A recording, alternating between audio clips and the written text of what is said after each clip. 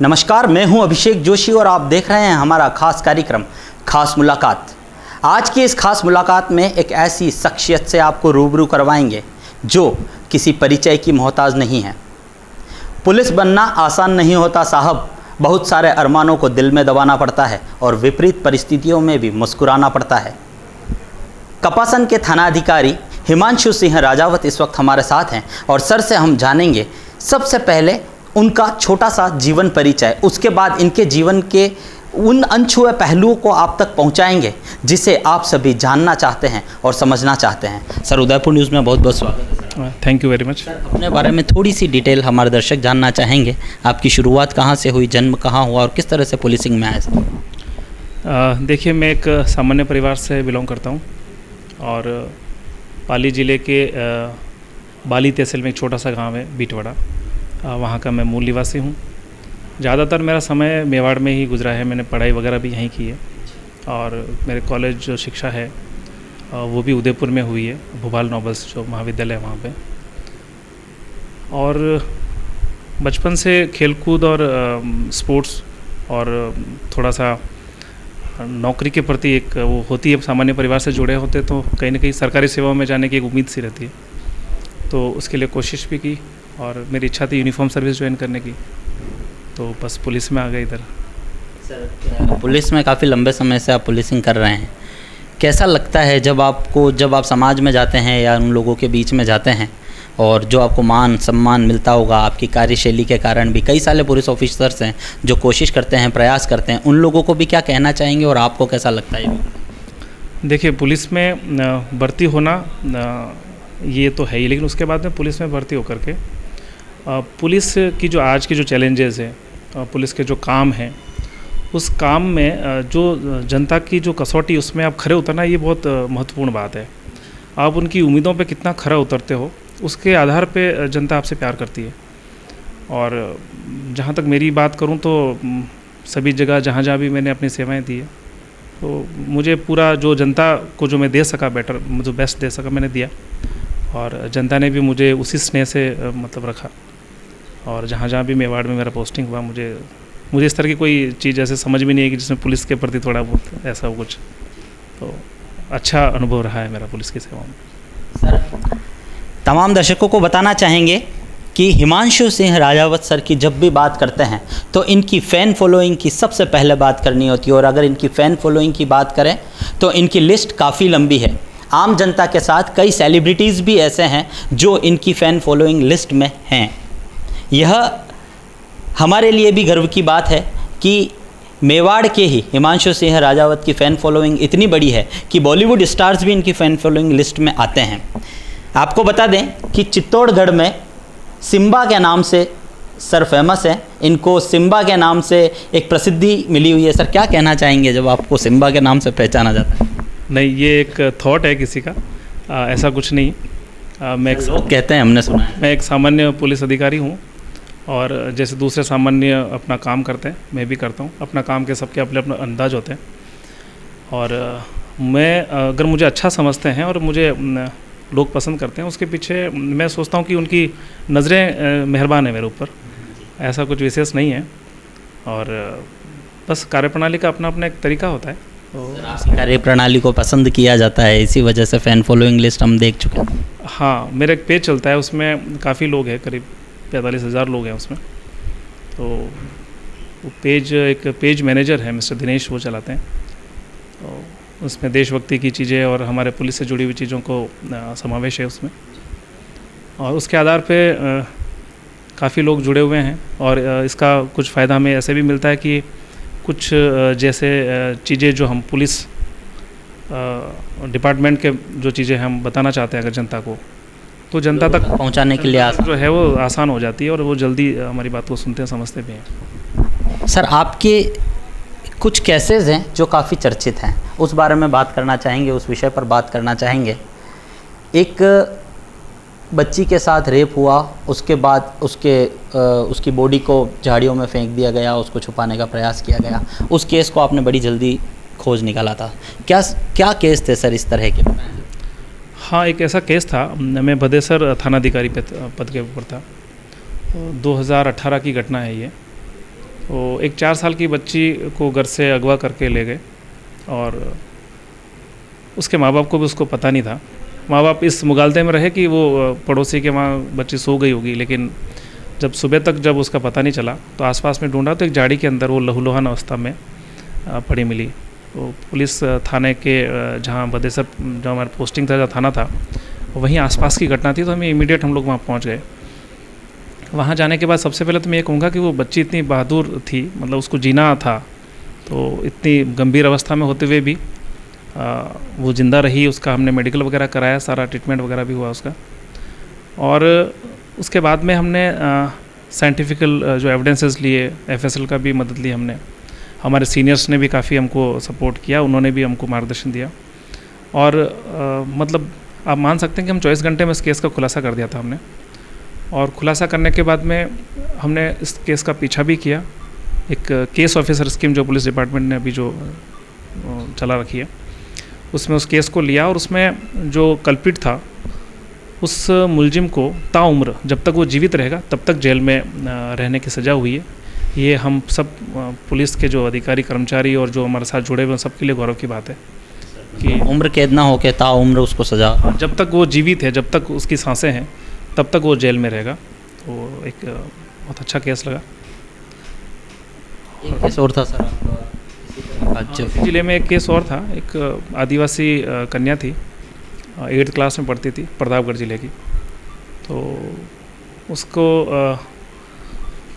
उसके साथ रैप वगैरह हुआ उसका। वो छोटी थी तो उसी के कोई कज़न अंकल ने उसके साथ बलात्कार वगैरह किया और वो फ्रिक्वेंटली करता गया। उसके बाद में जब वो प्रेग्नेंट हो गई तब उसका अबॉर्शन कराने के लिए उसको कहीं हॉस्पिटल वगैरह में ले गया। फिर जब उसको पता चला कि सोशल स्टिग्मा लगेगा और बहुत मतलब दिक्कत आने वाली है, तो उसने उसको अपने लाइन से हटाने के लिए उसको उसके फ़ोन वोन स्विच ऑफ कर दिए और काफ़ी चीज़ें उसने करके और ले जा करके फिर करीब 100-200 किलोमीटर बाइक पे घूमता रहा। लास्ट में निम्बाहेड़ा जहाँ मेरा पोस्टिंग प्लेस था वहाँ पे ले जा करके उसको और एक झाड़ियों में डाल भी दिया, उसका गला गाँठ दिया। उसके बाद में बड़े बड़े पत्थरों से उसका सिर कुचल दिया। तो जिस दिन ज्वाइन किया उसी दिन की घटना है ये। निम्बाहेड़ा में ज्वाइनिंग के दिन ही की घटना है और बड़ा चैलेंजेस था, क्योंकि वैसे इसमें कोई ऐसा नहीं होता है। कई बार पुलिस में हत्या होने के बाद में थोड़ा एक वो रहता है कि इसको जल्दी खोला जाए वगैरह सब कुछ है, लेकिन फिर भी क्या है कि संगीन अपराध में वैसे ही पुलिस अधिकारी सारे हमारे सीनियर्स भी हम लोग के लेवल पे भी थोड़े सेंसिटिव होते हैं। तो हमने फिर हरनोद में वहीं कैंप किया उसके घर के वहाँ पे।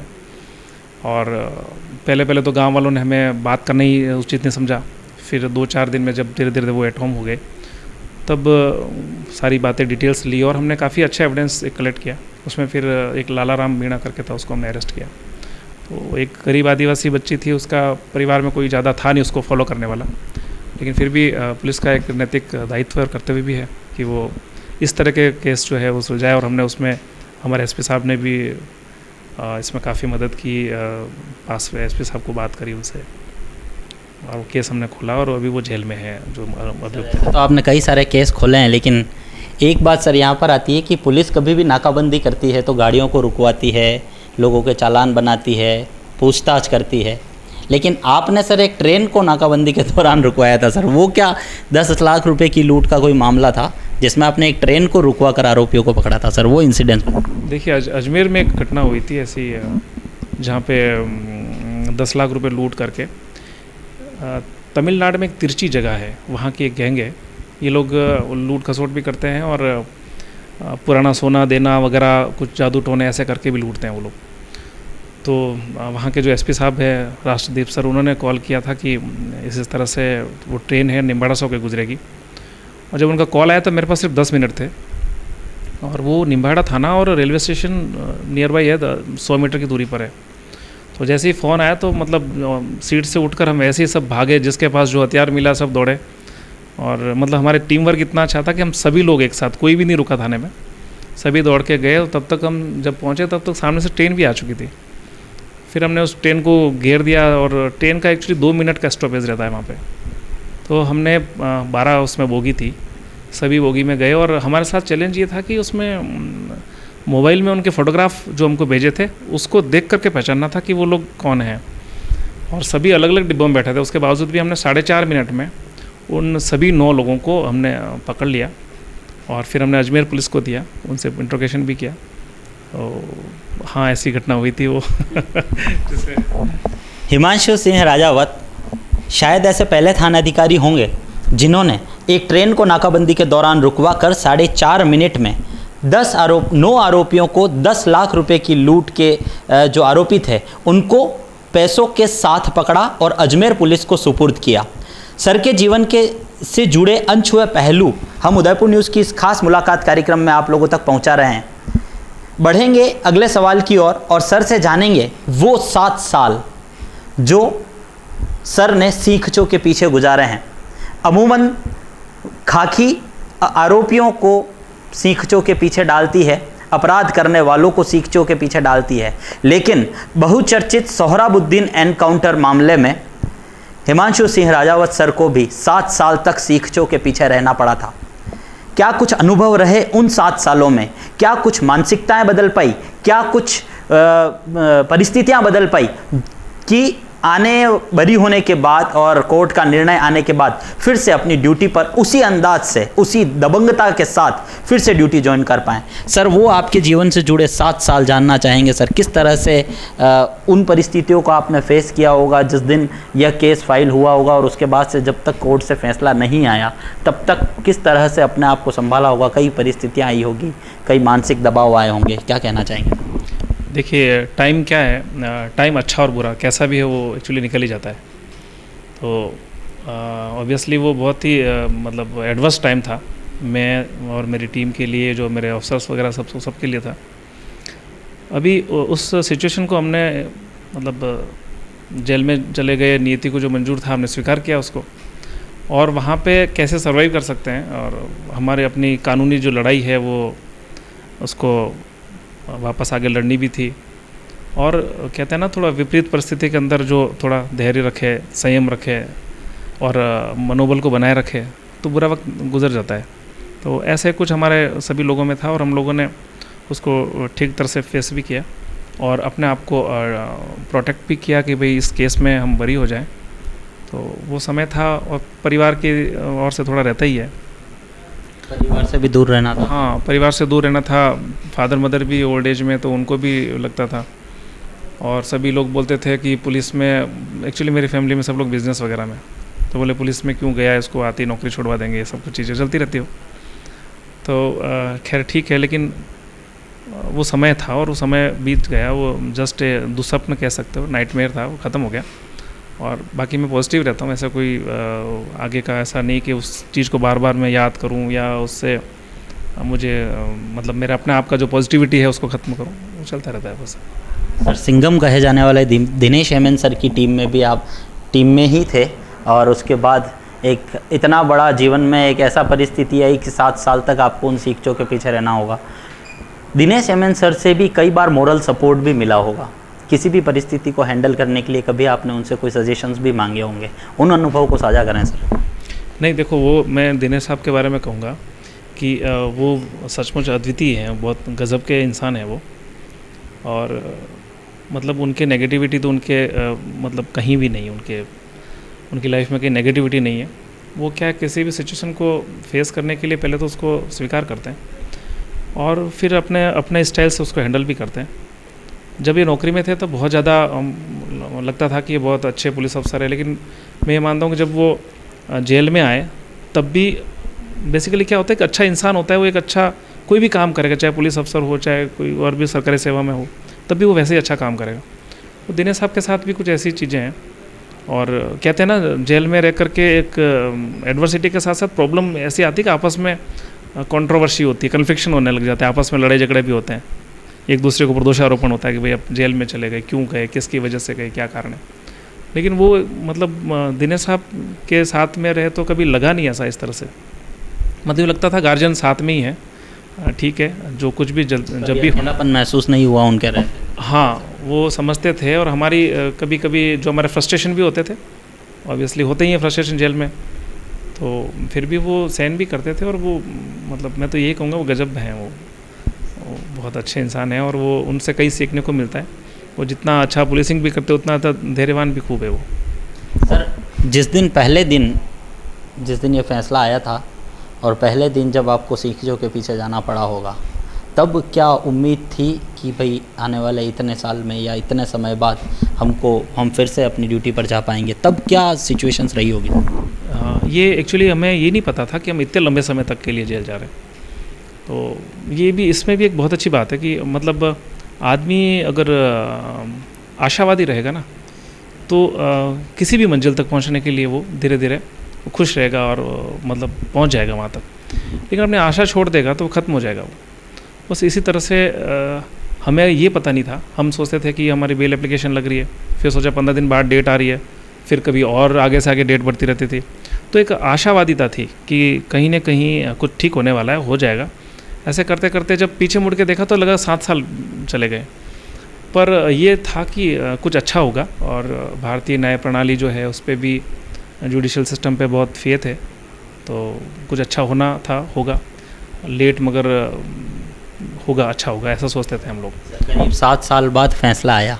जिस दिन फैसला आया कोर्ट का, तब क्या लगा आपको कि आगे की परिस्थितियों को कैसे मैनेज करेंगे? कई सारे लोग जो आप लोगों से जुड़े हुए थे वो भी कई सवाल पूछेंगे, कैसे उन लोगों को मैनेज कर पाएंगे? और जिस दिन फैसला आया उस दिन के क्या अनुभव रहे? देखिए, एक सबसे महत्वपूर्ण बात तो ये थी कि हालांकि जेल में हम थे, लेकिन जहाँ से मैं बिलोंग करता हूँ, तो राजस्थान में मेवाड़ के लोग वैसे ही बहुत बहादुर और मतलब राणा प्रताप के इलाके के लोग हैं ये। तो सभी ने मतलब उस समय भी इतना मॉरल सपोर्ट तो जो देना चाहिए था एक जनता को, वो दिया। तो उनके मोटिवेशन से धीरे धीरे समय कटता गया, पता ही नहीं चला कि ये सब कुछ है। मतलब जो प्रायश्चित और गिल्टी और जो जेल में जो हमको परेशान ज़्यादा करती जो चीज़ें, वो कभी पब्लिक ने होने नहीं दी। उनको ये था ठीक है, अच्छा हो जाएगा। जब भी कभी यहाँ उदयपुर कभी पेशी वगैरह में आते थे, तो उसी गर्मजोशी से मिलना और मतलब एक अच्छे हीरो की तरह से वो हमको मानते थे। तो ये हमारे लिए तो बहुत बड़ी बात थी कि कोई आदमी जेल में भी है और उसके बाद में कोई किसी को इतना सम्मान करे। तो इसके लिए मेवाड़ की जनता तो सचमुच बहुत अच्छी है ही। और वो कहते हैं ना, राणा प्रताप की धरती के लोग हैं, तो उस लेवल के हैं कि उन्होंने कभी हमारा मॉरल को गिरने नहीं दिया। मतलब मॉरल तो अच्छे का टूट जाता है, लेकिन जनता ने नहीं गिरने दिया। और हमारे पुलिस के जो सपोर्टर्स जो थे, पुलिस के जो अफसर्स थे, जो हमारे जवान थे, वो भी पूरा सब मतलब जो भी बेस्ट सपोर्ट देना चाहते हैं उन्होंने भी दिया, हर तरह से सपोर्ट किया हमको। तो आशा की किरण रहती है, उम्मीद रहती है इंसान को। बुरा वक्त जब अपनों का साथ होता है तो आराम से गुजर जाता है, उस तरह से। कहा था ना, पुलिस को हर परिस्थिति में मुस्कुराना पड़ता है, और आशावादी, आने वाले समय में सकारात्मक सोच लेकर आगे बढ़ने वाले और किसी भी परिस्थिति में हार न मानने वाले हिमांशु सिंह राजावत के जीवन से जुड़े वो अनछुए पहलू आप लोगों तक पहुंचाए हैं जिन्हें आप सभी लोग जानना चाहते थे। आशावादी होने के साथ सकारात्मकता अगर आपके जीवन में है तो विषम से विषम परिस्थितियां आपके सामने घुटने टेक देगी, और यही कर दिखाया है कपासन थानाधिकारी हिमांशु सिंह राजावत ने। कोरोना काल में भी अगर कपासन की बात करें तो सूत्रों से ज्ञात हुआ है एक भी संक्रमित कपासन एरिया में नहीं मिला है। यह भी अगर पुलिस की उपलब्धि कहें तो कोई अतिशयोक्ति नहीं होगी। सर, क्या कहना चाहेंगे, इस कोरोना काल में किस तरह से मैनेज कर पाएँ, क्योंकि एक भी कोरोना संक्रमित आपके यहाँ नहीं मिला है? देखिए, जो राज्य सरकार की जो गाइडलाइंस जो भी समय समय पर आती गई, तो उसके अनुरूप हमारे कलेक्टर साहब, एसपी साहब बहुत ज़्यादा इसके प्रति सेंसिटिव है, लोगों की सुरक्षा के लिए, उनके स्वास्थ्य के लिए। तो जैसे वो हमको बताते हैं, हम हमारे ऊपर मॉनिटरिंग करते हैं, तो हमने कोशिश की कि जो भी ऑर्डर्स वगैरह थे उनको प्रॉपर एग्जीक्यूट करवाएं हमने, और लोगों के साथ में मानवीय दृष्टिकोण भी रखा हमने, और कहीं ज़रूरत पड़ी तो थोड़े सख्त कदम भी उठाए, लेकिन उनको घरों पर रखने के लिए भी मजबूर भी किया। और जो आपदा प्रबंधन में जो चालान वगैरह काटे जाते हैं वो भी हमने खूब काटे, और ऐसे करके। और फिर अब अभी जो दौर चल रहा है उसमें जागरूकता पैदा करना है जनता में। तो हम कई बार व्हाट्सएप के ज़रिए, कभी जैसे आप अभी बता रहे हैं तो आपके ज़रिए भी, इस तरह से हम लोग कोशिश करते हैं कि जनता जागरूक हो। क्योंकि जहाँ मेरा भी पोस्टिंग है वहाँ पे क्या कि ज़्यादातर नगर पालिका क्षेत्र कपासन एक ही बड़ा कस्बा है, बाकी सभी छोटे छोटे गांव हैं। तो गांव के लोगों से, उनके जो जनप्रतिनिधि हैं उनसे मिल करके, सरपंच वगैरह उन सबका सपोर्ट लेकर के जनता को कोशिश करते हैं कि वो घरों पे भी रहे, खेतों में भी जाए तो थोड़ा एक सोशल डिस्टेंस बना के रखें। तो उस उम्मीद से, और रही बात एक भी नहीं आना, वो ईश्वर की मेहरबानी भी कह सकते हैं। हमारी कार्यकुशलता तो है ही है, लेकिन ईश्वर की मेहरबानी भी है इसमें। और जो अधिकारीगण जो ऊपर से जो ऑर्डर्स देते हैं उसको हम प्रॉपर फॉलो भी करवाते हैं। तो इसके लिए हम लकी रहे हैं कि वो नहीं हुआ है, और आगे भी इस बीमारी के बारे में अभी कुछ भी अप्रत्याशित है, कुछ भी नहीं कहा जा सकता। तो हम कोशिश करेंगे कि जनता जागरूक रहे इसके लिए। राज्य सरकार के निर्देशानुसार कार्य करना, सरकार के आदेशों की पालना करना, उसके बाद लोगों को समझाना, और समझाने के बाद नियमों की उल्लंघन करने वाले लोगों के प्रति सख्ती अपनाना, इस कोरोना काल में पुलिस के लिए सबसे बड़ी चुनौती रही है। और कपासन थानाधिकारी हिमांशु सिंह राजावत कपासन में एक भी संक्रमित नहीं आ पाने की वजह से सफल भी रहे हैं। सर, अंतिम सवाल करना चाहूँगा आपसे, उन लोगों से आप क्या कहना चाहेंगे जो आपके फ़ैन हैं, आपको फॉलो करते हैं, और ख़ास तौर पे उन लोगों को जो किसी भी विषम परिस्थिति में निराश हो जाते हैं, आशाएं छोड़ देते हैं और उसका उनको बुरा भुगतना पड़ता है, उन लोगों से क्या कहना चाहेंगे? नहीं, देखो, नौकरी के दौरान कई बार हमारे पास ऐसे कॉल्स भी आते हैं, कोई फैमिली डिस्प्यूट होते हैं, तब भी हमको बोलते हैं कि साहब हमारी मदद करो, हमारा तो अब मतलब मरना ही बचा है और कुछ नहीं बचा है। और युवा साथी लोग क्या है कि एक उनके एक एम्बिशंस है, उनके जो महत्वाकांक्षाएँ पूर्ण नहीं होती, जो वो सोचते हैं, जो वो जिस फील्ड में जाना चाहते हैं या जितने नंबर लाना चाहते हैं, अगर वो नहीं ला पा रहे हैं तो उनके दिमाग में आत्मघात और इस तरह की बातें कहीं ना कहीं आती है, डिप्रेशन में हो जाते हैं वो। तो मैं यही कहना चाहूँगा कि प्रॉब्लम्स आती है, लेकिन कई बार हम सोचते हैं ना कि प्रॉब्लम हमारे पास ही नहीं, प्रॉब्लम सबके पास भी है। और कोई छोटी प्रॉब्लम जो है, किसी की उंगली कट जाए तब भी उसको कम दर्द हो जाता है, किसी का गला कट जाए तब भी उसको कम दर्द हो रहा है। तो दोनों के अपना अलग अलग डिफरेंसेस है। तो आदमी खुद अपने आप को ऐसा मेंटेन करे कि समस्या आएगी लाइफ में। हम लोग देवता तो है नहीं, हम इंसान हैं, तो इंसानों के साथ ये समस्याएं आती रहेगी, हम उसका निराकरण भी करें। और फैमिली बॉन्डिंग अच्छा हो, अगर ऐसी कोई प्रॉब्लम आ रही हो तो आपस में एक दूसरे से विचार विमर्श करके उसको सॉर्ट आउट कर सकते हैं। और युवा साथियों से यही है कि नशा मुक्ति से रहें और नशे से दूर रहें। और कई बार महत्वाकांक्षाएं होती है, और अगर वो पूरी नहीं भी होती हैं तो कोई जीवन खत्म नहीं हो जाता, जीवन हमेशा सतत गतिमान रहता है। और अगर ये नहीं है और आपने पूरे प्रयास किए तो उसके लिए परेशान भी नहीं होना चाहिए। कहते हैं ना, उन चीज़ों के लिए परेशान नहीं होना जिनके ऊपर आपका बस नहीं चलता है। तो ठीक है, आप कोशिश कर लो, बढ़िया कोशिश कर लो। आपको ये रंज नहीं होना चाहिए कि मैंने कोशिश नहीं की। कोशिश कर ली, उसके बाद हो सकता है कई बार असफलताएं होगी, लेकिन आपके मन में ये रहेगा कि मैंने अपना बेस्ट दिया है। उसके बाद ठीक है, फिर ईश्वर के ऊपर छोड़ दो। तो मैं यही कहना चाहूँगा, मेरे जो लोग मुझसे जुड़े हुए हैं या जो मुझे सुनते हैं, उनको मैं यही कहूँगा कि हारना नहीं चाहिए जीवन में। और कहते हैं ना, दो लोग अगर खेलते हैं, लड़ते हैं, तो निश्चित रूप से एक जीतता है, लेकिन दूसरा कभी हारता नहीं है, क्योंकि उसके जो मंसूबे हैं ना, वो कभी हारने नहीं चाहिए। प्रयास करते रहना चाहिए, चलता रहता है, जीवन है ये बात। जीवन में आने वाली कठिन परिस्थितियों से आदमी को, इंसान को हारना नहीं चाहिए। महत्वाकांक्षाएं पूरी न होने की वजह से डिप्रेशन में नहीं जाना चाहिए। कई सारे लोग डिप्रेशन में जाने के बाद, महत्वाकांक्षाएं पूरी न होने के कारण डिप्रेशन में जाने के बाद आत्महत्या जैसे संगीन कदम उठा लेते हैं।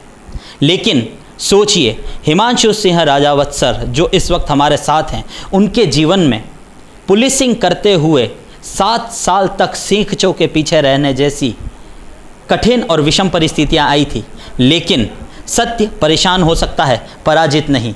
यही कुछ हुआ हिमांशु सिंह राजावत और सिंघम दिनेश एमएन सर की टीम के साथ। और एक बहुत बड़ी सीख इनकी टीम ने उन लोगों को दी है जो अवसर गंवा देते हैं और डिप्रेशन में आ जाते हैं। कई बार अवसर प्राप्त करने के बाद असफल होने के कारण डिप्रेशन में आ जाते हैं और गंभीर कदम उठा लेते हैं, आत्महत्या जैसे कदम उठा लेते हैं। इसलिए जीवन में कभी हार ना माने, हर अवसर को अवसर की तरीके से ही लें, को कभी न कभी आपकी जीत जरूर होगी, क्योंकि कहते हैं कोशिश करने वालों की कभी हार नहीं होती। फिलहाल अभिषेक जोशी को कैमरा पर्सन जॉन परमार के साथ दीजिए इजाज़त और देखते रहिए उदयपुर न्यूज़। नमस्कार।